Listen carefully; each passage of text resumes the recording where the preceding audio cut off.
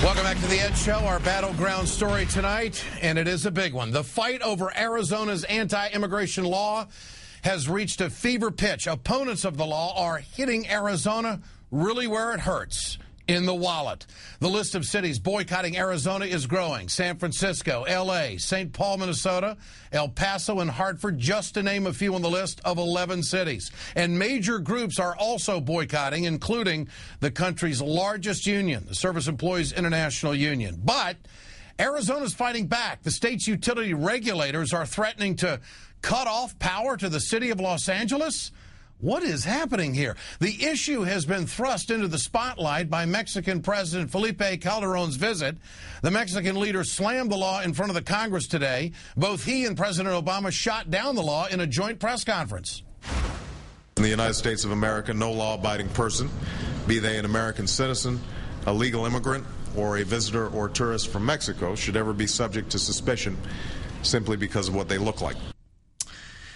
We will retain our firm rejection to criminalize migration so that people that work and provide things to this nation will be treated as criminals.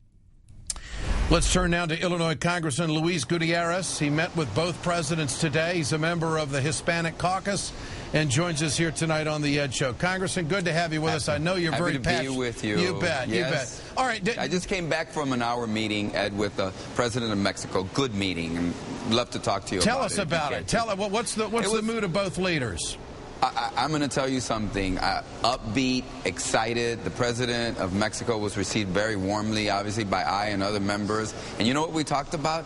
How we take control of that border bilaterally. How we reduce consumption of drugs in this country. How we stop 75,000 weapons sent from the United States in the last 3 years. That's 25,000 to the drug cartel. You think he's committed? Those.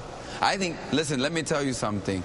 I think unlike other presidents of Mexico, he's there. He's committing the resources. He came here. And what did he ask us, Ed? He said, could you reaffirm through eliminating assault weapons so that they don't go into the hands of criminal elements that I'm trying to fight and that Mexican soldiers are losing their lives combating? And listen, it's bilateral, but he said it with a great degree of affection, saying, we're partners, we're neighbors, let's work together. It's the drug traffickers that win when you pass 1070. It's the drug trafficker that wins when you criminalize immigration. It's the drug traffickers that win when we don't have a coordinated effort that allows guns to come into Mexico and drugs to come into the United States. So what's going to happen? The drug cartel wins. Okay, now, the President of the United States, President Obama, says that he needs some Republican help. What does the President of Mexico need to get his side of the bargain done on this to protect the border? And how is this going to work logistically? I think it's going to work very, very well. We're going to coordinate between our law enforcement, our military agencies, government, law enforcement and military on both sides of the border. We've never done that before? Well, you know, not to the extent I believe that we can. Part of his visit here, Ed, if you listen closely, was what he said to us is, look, the better Mexico is in terms of creating job opportunities and bringing sanity to that border, the better the United States. Because here's what he's saying to us. I'm creating jobs. I need economic stability. In order to have more economic growth and stability, I need to win this war against the drug cartels. And that creates jobs in the United States because Mexico is the #1 consumer of our product. There's no doubt. But a lot of jobs have gone to Mexico as well, too. And then there's friction between the two countries as far as that is concerned. Now, I want to ask you about the boycott. You said on this program earlier that you were okay with boycotts. This is now expanded to 11 cities. It is beyond region now. The only part of the United States that's not doing a boycott is the southeastern portion of the United States, and that's a matter of time probably. But border states are boycotting. Is this a good thing to push for action, or do you see this accelerating? Look, I think it's only going to grow as long as that law stays on the book. Do you support it? It hasn't been signed yet.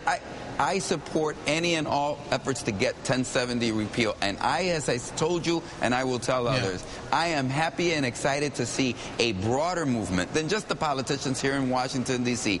The activists and the organizations locally each take this issue on. What do you make of the state of Arizona's Public Service Commission voting to, you know, maybe they ought to rethink Laughable. their power distribution and cut off L.A.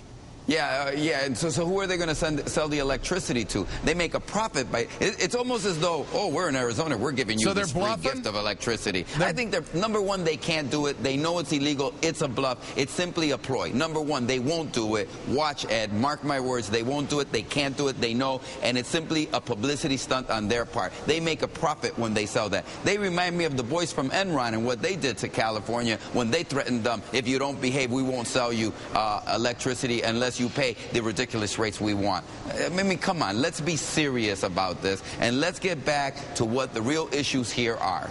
Congressman, great to have you with us tonight. Thanks so much. Thank you.